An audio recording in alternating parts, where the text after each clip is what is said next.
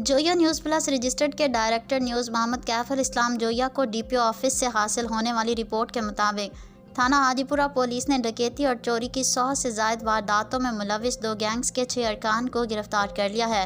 तफसीलात के मुताबिक गिरफ्तार मुलजमान से लाख रुपए मालियती माल मसरूका, 24 अदद मोटरसाइकिलें, 2 चांद गाड़ियाँ, 18 स्मार्टफोन्स, रकम, नकदी और असलहा नाजायज़ बरामद हुआ है। मजीद तफ्तीश के लिए मुलजमान से पूछगछ जारी है। मजीद बना थाना रंगपुरा पुलिस ने भी डकैती और चोरी के 50 से ज़ायद वारदातों में मुलविस साबिका रिकॉर्ड याफ्ता खतरनाक डाकू मज़र उर्फ मज़ा को साथियों समेत गिरफ्तार कर लिया है।